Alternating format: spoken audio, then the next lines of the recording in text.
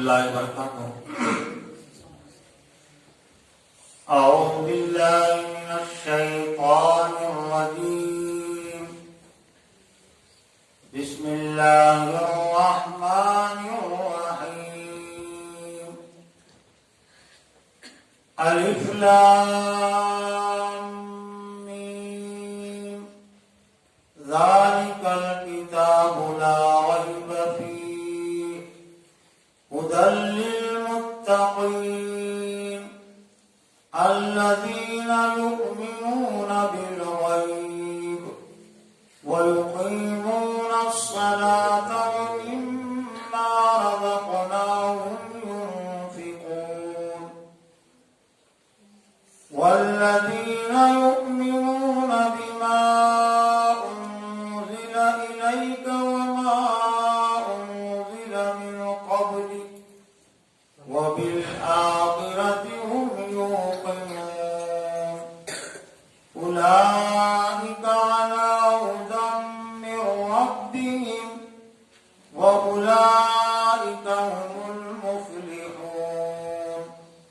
إن الذين كفروا سواء عليهم أأنذرتهم أم لم تنذرهم لا يؤمنون. ختم الله على قلوبهم وعلى سمعهم وعلى أبصارهم غشاوة ولهم عذاب عظيم. صدق الله العظيم. محترم اساتذہ اکرام اور عزیز طلبہ، ابھی آپ کے سامنے قرآن مجید کے سورہ بقرہ کے پہلے رکوع کی تلاوت پیش کی گئی. قرآن مجید کی جو بڑی صورتیں ہیں ان میں سے ایک اہم صورت ہے سورہ بقرہ، اور ایک طرح سے باضابطہ قرآن مجید کا آغاز اسی صورت کے ذریعے سے ہوتا ہے. سورہ فاتحہ یقیناً اس سے پہلے کی صورت ہے، لیکن ایک طرح سے یہ پورے قرآن مجید کا مقدمہ ہے، پورے قرآن مجید کے نچوڑ اور خلاصہ ہیں. سورہ فاتحہ میں اور سورہ بقرہ کی شروع کی آیات میں ایک تعلق بھی ہے، ایک فکری اور علمی اور عملی تعلق اس لحاظ سے کہ جہاں پر سورہ فاتحہ ختم ہوگی اس میں مومنین کی ہم سب کی دعا ہے، اہدنا الصراط المستقیم صراط الذین انعمت علیہم غیر المغضوب علیہم ولا الضالین. ہر مومن اور خاص طور سے ہر مقتدی نماز میں دعا کر رہا ہے، دعا اس کو سکھلائی گئی کہ تمہیں دعا کرنی چاہیے کہ اے اللہ ہم کو سیدھے راستے کی ہدایت دے، ان لوگوں کا راستہ جن پر تو نے انعام کیا، اور ان لوگوں کے راستے سے ہم کو بچا جن پر تیرا غضب نازل ہوا اور جو راستے سے بھٹک گئے، صراط مستقیم سے جو بھٹکے ہوئے، تو ایسے راستے سے ہماری حفاظت فرما. ہم وہ راستے پر نہیں چلنا چاہتے، تو اللہ تعالیٰ نے ایک طرح سے ہماری دعا قبول فرمائی، تمام ایمان والوں کو دعا قبول فرمائی، اور اللہ نے اس کا جواب دیا. وہ جواب الف لام میم ذالک الکتاب لا ریب فیہ، یعنی اے میرے بندو تم نے مجھ سے جو ہدایت مانگی سیدھے راستے کی، وہ یہ ہے، وہ کتاب جس میں کوئی شک نہیں. حالانکہ کتاب اللہ کے رسول صلی اللہ علیہ وسلم کے سامنے تھی، ہمارے سامنے ہے، لیکن اشارہ دور کا ہے کہ وہ کتاب، تو وہ کتاب سے مراد ہے لوح محفوظ میں.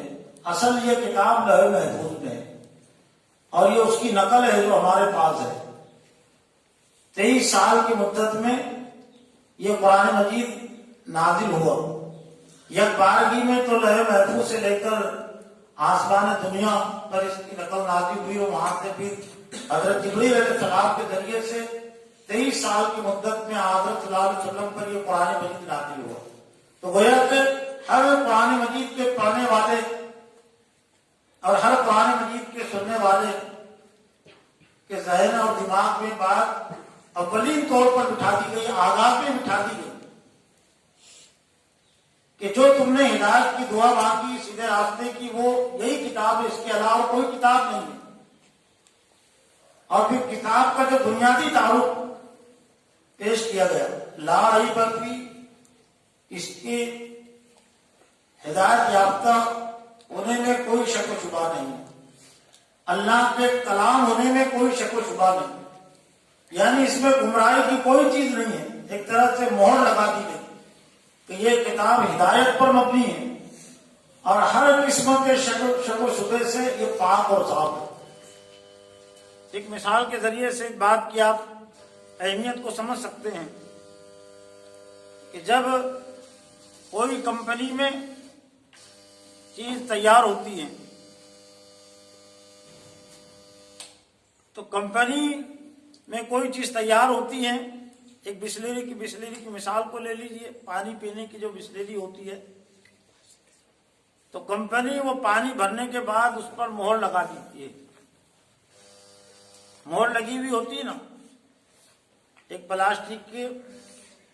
प्लास्टिक का हिस्सा उस पर होता है, या कहीं कहीं उसका जो बुझ होता है वही उसकी मोहर होता है। अब अगर इस पर मोहर ना हो और पानी उसमें भरा हुआ हो 1 लीटर, और कोई ये कहे कि 1 रुपये में हम इसको देते थे, 1 रुपये में भी कोई नहीं लेगा, इसलिए कि मोहर मौजूद नहीं है, इस बात की कोई जमानत और गारंटी नहीं है कि यह कंपनी की तरफ से भरी हुई है, बल्कि सादा पानी भी हो सकता है। लेकिन वो मोहर की वजह से उसकी कीमत बढ़ गई और 20 रुपये में लोग उसको खरीदते हैं, और बगैर मोहर के अगर ऐसा कोई भर के दे दे तो 1 रुपये में भी नहीं खरीदते। तो एक तरफ से मोहर लगा दी गई शुरू में कि ला रैब फीह, ये किताब तमाम शुकूक और शुबात से पाक है, अल्लाह के कलाम होने में भी कोई शक व शुबा नहीं है, और हिदायत की किताब होने में भी कोई शक व शुबा नहीं। अब हिदायत खास तौर से किन लोगों के लिए, हुदल लिल मुत्तकीन, जो अल्लाह से डरने वाले हैं। कुरान मजीद की एक हिदायत तो वो है जो उमूमी हिदायत है, और एक हिदायत वो है जो खुसूसी हिदायत है, और इसकी बुनियाद पर हिदायत याफ्ता होने की खुशखबरी बशारत दी गई आखिर में। ये आखिर में 6 सिफात के बाद जो मुत्तकीन की बयान की गई। लेकिन कुरान मजीद के तारुफ ये भी हुदल लिन्नास, ये तमाम लोगों के लिए हिदायत है, लेकिन वो इख्तियारी हिदायत है, जो चाहे उस हिदायत को कबूल करे और जो चाहे उस हिदायत को कबूल न करे। लेकिन यहाँ पर जिस हिदायत का तस्करा किया गया, ये वो हिदायत है कि जिसके मुताबिक कहा गया कि उलाइका अला हुदम मिर रब्बिहिम व उलाइका हुमुल मुफ्लिहून। मुत्तकीन की 5 सिफात बयान करने के बाद इन्हीं के लिए खुशखबरी सुनाई गई कि ये वो लोग हैं कि ये यही लोग हैं जो अल्लाह की जानिब से हिदायत पर है, और यही लोग हैं जो कामयाब होने वाले हैं। तो खुसूसी हिदायत का तस्करा इसमें, खुसूसी जो हिदायत है तो उसके उसूल के लिए मुत्तकी बनना जरूरी है, हुदल लिल मुत्तकीन।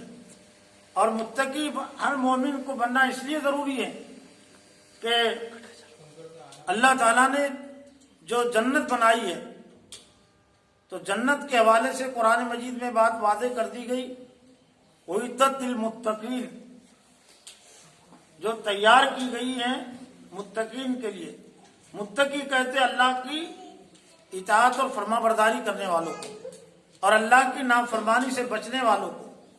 तकवे में 2 अहम चीजें हैं, एक तो अल्लाह और उसके रसूल की इताअत और फरमाबरदारी, और दूसरे अल्लाह और उसके रसूल ने जिन कामों से मना किया, रोका, उन कामों से बचना। और यही तरतीब कलमे में भी है, ला इलाहा इल्लल्लाह मुहम्मदुर रसूलुल्लाह, पहले इनकार है इसमें। तो गोया के मुत्तकी बनने के लिए कुछ चीजों को छोड़ना जरूरी है और कुछ चीजों का इख्तियार करना जरूरी है। अब मुत्तकी लोग कौन है? मुत्तकी लोगों की یہاں جو صفات بیان کی گئی وہ تقریباً 6 صفات ہیں. الذین یؤمنون بالغیب، بلکہ یہ کتاب متقین کے لیے ہدایت ہے، اور متقی لوگوں کی جو صفات ہیں یہاں بنیادی طور سے وہ 5 صفات بیان کی ہیں. متقیوں کی 5 صفات، لیکن متقی ہونا ایک مستقل ایک بنیادی صفت ہے، ایک بنیادی تعارف ہے.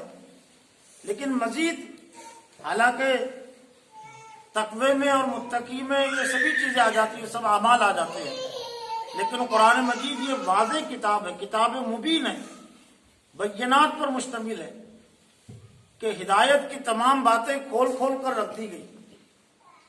ورنہ میں دعویٰ کروں میں متقی ہوں، کوئی دعویٰ کرے گا کہ میں بھی متقی ہوں، لیکن متقی لوگ کون ہوتے ہیں؟ تو متقی لوگوں کا جو تعارف ہے دراصل یہاں سے شروع ہوتا ہے. الذین یؤمنون بالغیب، جو غیب پر ایمان رکھتے ہیں. غیب کہتے ہیں ایسی چیز کو جو ہماری آنکھوں سے اوجھل ہے، جو ہماری آنکھوں سے نظر نہیں آتی.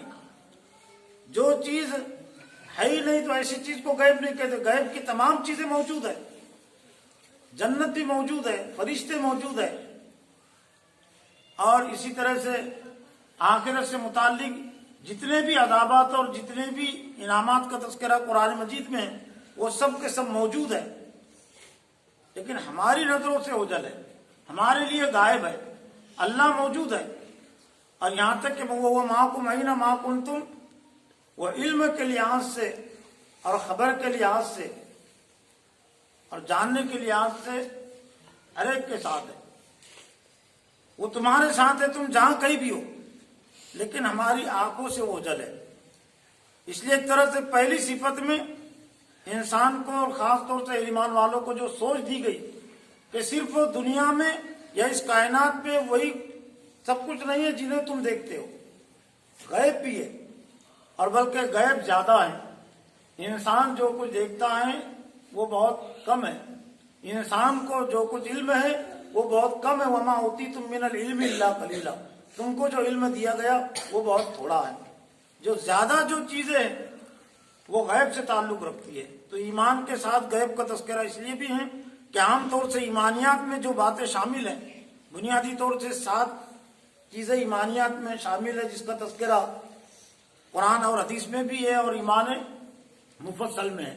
آمنت باللہ و ملائکتی و کتبی و رسولی والیوم الآخر والقدر خیری و شرری من اللہ تعالی والبعث بعد الموت.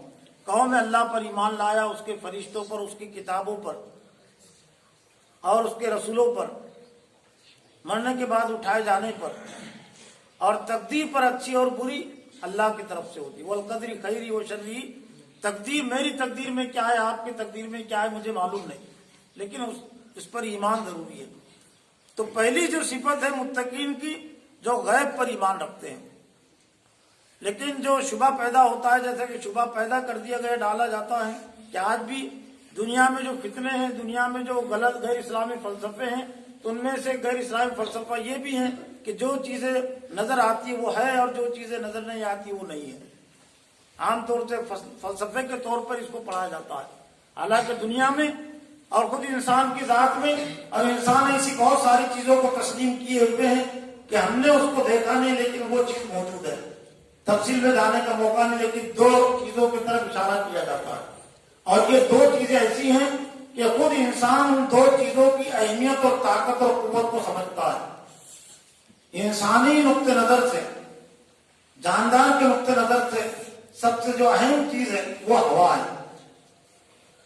ہوا پر ہر ایک کا ایمان ہے، اور ہوا کے بغیر کوئی انسان زندہ نہیں رہ سکتا. لیکن ہوا کہتے کس کو ہے؟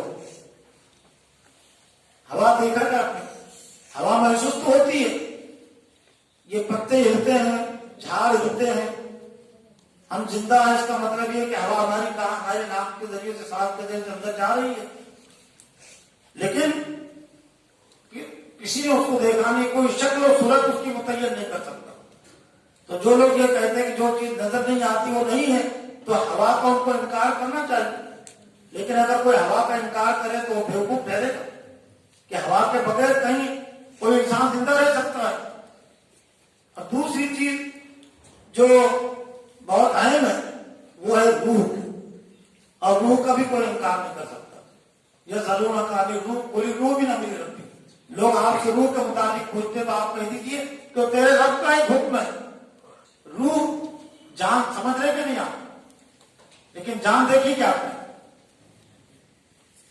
جان کی علامتیں تو موجود ہے کہ جسم میں جان ہے، اس کا مطلب وہ دیکھ رہا ہے، وہ چل رہا ہے. لیکن اگر کوئی کہے کہ روح کہتے کس کو ہے؟ کوئی انسانوں کو ڈاکٹر نہیں دکھا سکتا. اس لیے نہیں دکھا سکتا کہ ایک زندہ شخص میں اور ایک مردہ شخص کے جسم کا اگر جائزہ لیا جائے تو جتنے آدھا لاش میں موجود ہے اتنے ہی آدھا زندہ شخص میں موجود ہے. ایک عضو بھی کم نہیں ہوا. کیا کم ہوا؟ روح کم ہوئی، جان کم ہوئی، لیکن وہ نہیں ہے اندر. وہ کسی آدھے میں، کسی کیمرے میں نہیں، کوئی کیمرے میں نہیں، اور کوئی سونوگرافی بھی نہیں ہے اس کی کہ جو یہ کہے کہ یہ روح ہے اور یہ روح کے علاوہ جسم ہے. اب دو اتنی اہم چیزیں کہ کوئی بیوقوف جو کم عقل والا بھی اس کا انکار نہیں کر سکتا. تو اللہ نے اس کو غیب میں رکھا، اور شاید اس لیے تاکہ آخرت سے متعلق اور اللہ کی ذات سے متعلق جو چیزیں ہیں جو غیب سے تعلق رکھتی ہے انسان کی تسلیم کرنے میں آسانی ہو.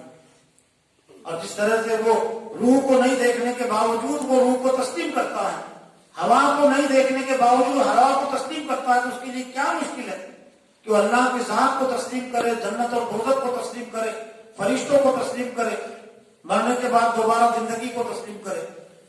ایمان کے بعد جو اعمال صالحہ ہیں، آمنوا وعملوا الصالحات، قرآن مجید میں ہر جگہ جنت کی خوشخبری اور بشارت کہ یہ دو شرطیں ہیں، جن لوگوں نے ایمان لایا اور جنہوں نے نیک اعمال کیے. تو نیک اعمال میں اعمال صالحہ میں سب سے بنیادی اور اہم چیز ہے یقیمون الصلاۃ، جو نمازوں کو قائم کرتے ہیں. نمازوں کو قائم کرنے میں نمازوں کو ادا کرنا بھی ہے، لیکن صرف ادا کر لینا نہیں ہے، نمازوں کو اپنے ذہن اور دماغ پر قائم کرنا، نماز کے مطابق اپنی فکر. نماز کہتے کس کو ہے؟ نماز صرف رکوع اور سجدے کا نام نہیں. نماز میں ہم جو پڑھتے ہیں وہ دراصل نماز ہے نا.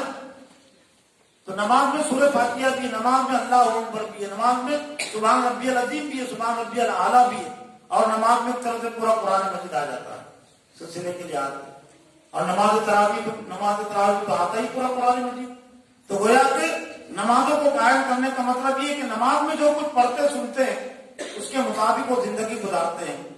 جو اہم چیز ہے وہ مما رزقناہم ينفقون، اور ہمارے دیے ہوئے رزق میں سے خرچ کرتے ہیں.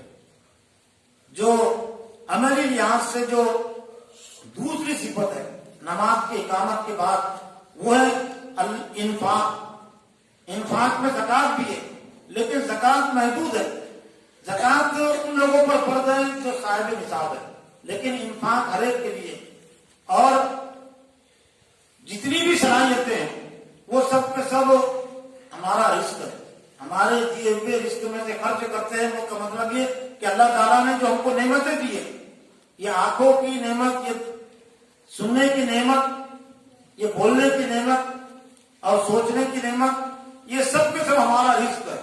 رزق صرف وہ کھانے پینے کو نہیں کہتے، جیسے کہ عام طور سے امت میں، عوام میں بھی اور خوات میں بھی یہی مشہور ہے کہ رزق کا مطلب پانی پینا. اس کو عربی میں طعام کہتے ہیں، کھانے پینے کی چیزوں کو طعام کہتے ہیں. رزق بہت اعلیٰ ہے، کھانے پینے کی چیزیں بھی شامل ہے، لیکن اس کے علاوہ جو صلاحیتیں ہیں.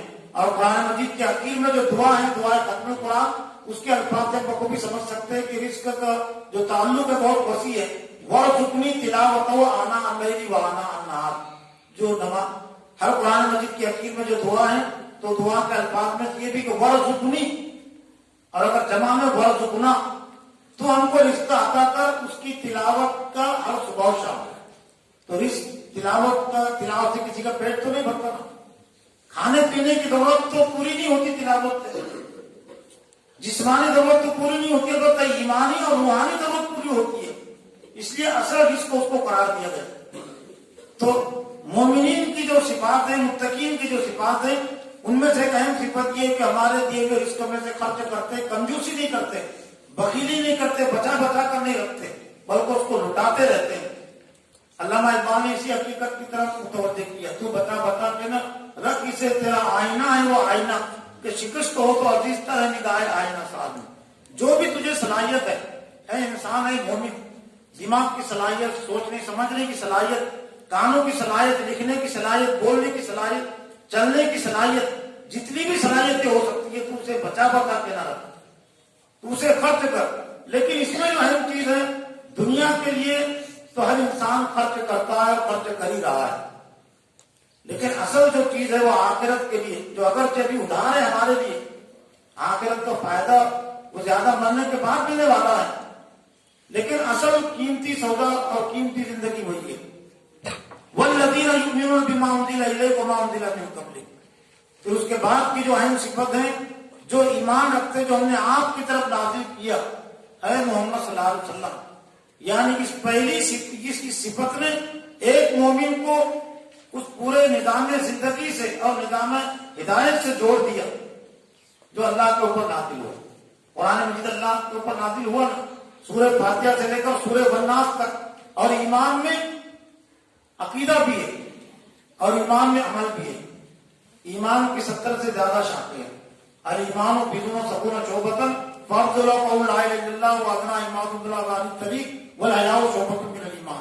ईमान की 70 से ज्यादा शाखें हैं। अफजल और आला शाख ला इलाहा इल्लल्लाह का इकरार, और आखिरी शाख रास्ते से तकलीफ देने वाली चीज का हटाना, और शर्म हया भी ईमान की एक अहम और बुनियादी शाख है। तो जो ईमान रखते हैं, जो ईमान लाते, जो हमने आपकी तरफ नाजिल किया यानी कुरान मजीद, वमा उनज़िला मिन क़ब्लिक, और हमने आपसे पहले नाजिल किया, पहली किताबें और पहले सहीफे। हजरत आदम अलैहिस्सलाम पर, हजरत इब्राहिम अलैहिस्सलाम पर जो सहीफे नाजिल हुए, हजरत मूसा अलैहिस्सलाम पर जो तौरात नाजिल हुई, हजरत ईसा अलैहिस्सलाम पर जो इंजील नाजिल हुई, हजरत दाऊद अलैहिस्सलाम पर जो ज़बूर नाजिल हुई, गोया कि मुत्तकी बनने के लिए, मोमिन बनने के लिए उन तमाम किताबों पर ईमान रखना जरूरी है कि अल्लाह ने नाजिल की थी किताब है। वबिल आखिरति हुम युक़िनून, लेकिन अहम जो सिफत है वबिल आखिरति हुम युक़िनून, जो आखिरत पर यकीन रखते हैं। हाँ, इल्म से आगे की चीज है यकीन। ये नहीं कहना कि आखिरत को जानते हैं, जानने के लिए यालमून के अल्फाज है। यकीन जिस इल्म पर, जिस बात पर यकीन होता है कामिल, उसको कहते हैं यकीन। भरोसा होता है, इत्मीनान। वरना बहुत सारा इल्म ऐसा होता है कि इंसान को यकीन नहीं होता।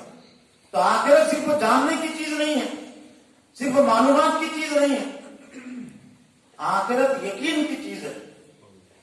एक मिसाल के जरिए से आप समझ सकते हैं कि एक ऐसा बच्चा जिसको मालूम नहीं कि सांप किसको बोलते, सांप जिसने देखा नहीं, और सांप कैसा होता है, 2 साल का 3 साल का बच्चा आकर या अगर खबर दे कि भाई नाग है, सांप है, तो लोग उसकी बात पे एतबार नहीं करेंगे, इसलिए कि ना ऐसे बच्चे को, उस बच्चे को क्या मालूम, उसको सांप की हकीकत ही मालूम नहीं। लेकिन यही बात अगर कोई जिम्मेदार शख्स, मस्जिद का इमाम अगर कहे अपने मुक्तदियों से कि भाई और बुजुर्गों, जब तुम मस्जिद से निकलकर बाहर जाओगे तो जरा अपना बचाव करके निकलना, इसलिए कि मस्जिद के गेट पर एक जहरीला नाग है जो फनी निकाले हुए बैठा। इमाम साहब ने बात कही। हालांकि इंसान है, कभी झूठ भी बोल सकते हैं, मजाक भी कर सकते हैं, लेकिन मुक्तदी क्या बेखबरी में मस्जिद से गेट से गुजरेंगे? बेखबरी में कोई भी मुक्तदी नहीं गुजरेगा। जब इमाम साहब ने कह दिया कि गेट के ऊपर एक नाग जो है तो फनी निकाले हुए बैठा, हर शख्स बचाव तैयारी के साथ जाए। तो खालिक के कायनात, मालिक के कायनात जो रब्बुल आलमीन है, और उनके जो नुमाइंदे हजरत मोहम्मद सल्लल्लाहु अलैहि वसल्लम आखिरी, उन्होंने ये खबर दी ना कि जन्नत भी है, दोज़ख भी है। दोज़ख ये नाग उसके सामने कुछ भी नहीं है। दोज़ख के नागों पे सांप भी है, सांप बिच्छू भी है, लेकिन वो आंख से भरी हुई चीज है। और जन्नत की खबर भी अल्लाह ने दी ना कुरान मजीद में। तो वह भी आखिरत की हुमियों, जो आखिरत पर यकीन रखते हैं। आखिरत का यकीन का मतलब ये کہ آخرت کے بعد کی جو زندگی ہے کہ جس میں اللہ کا انعام بھی ہے اور اللہ کا عذاب بھی، اس پر یقین رکھتے ہیں. اور ایک مومن کی اہم ذمہ داری یہ ہوتی ہے کہ وہ دنیا میں رہتے ہوئے آخرت کی تیاری کرے. اور اللہ کے رسول نے فرمایا القیس من دان نفسہ وعمل لما بعد الموت والعاجز من اتبع نفسہ وتمنى علی اللہ. عقل مند آدمی وہی ہے جو اپنا محاسبہ کرے کہ میں کون ہوں، میں کیا کر رہا ہوں، مجھے کیا کرنا چاہیے. اور وعمل لما بعد الموت، موت کے بعد کی زندگی کے لیے عمل کرے. اور بے وقوف ہے وہ شخص جو خواہش نفس کے پیچھے چلے اور اللہ سے مغفرت کی امید رکھے، جنت کی طرف رکھے کہ مجھے جنت ملے گی، اللہ مجھے معاف کرے گا. وہ بھی آخرت یقین آخرت پر یقین رکھتے ہیں. اب یہ متقین کی صفات کو بیان کرنے کے بعد اللہ تعالیٰ کے لیے خوشخبری سنائی. اولئک علی ھدی من ربہم واولئک ھم المفلحون. یہی لوگ ہیں جو اپنے رب کی جانب سے ہدایت پر ہیں اور یہی لوگ ہیں جو کامیاب ہونے والے ہیں. دو ہی ہماری اہم ضرورتیں، ایک تو اللہ کی طرف سے ہم کو یہ ضمانت مل جائے، گارنٹی مل جائے کہ ہم ہدایت یافتہ ہے، سیدھے راستے پر ہیں. اور دوسرے یہ کہ ہم کو کامیابی کی ضمانت مل جائے. اور اللہ تعالیٰ نے یہ دونوں ہی چیزیں ہم کو عطا کی. یہ بھارت رتن ایوارڈ کی کوئی حیثیت نہیں ہے اس کے سامنے، پدم بھوشن کی بھی کوئی حیثیت نہیں ہے، اور AMD ڈاکٹر کی بھی کوئی حیثیت نہیں ہے، ڈاکٹر کی ڈگری کی کوئی حیثیت نہیں ہے. اس لیے جنت دوزخ کو فیصلہ اس کی بنیاد پر ہونے والا نہیں ہے. لیکن دوزخ سے بچنے کی ضمانت مل گئی.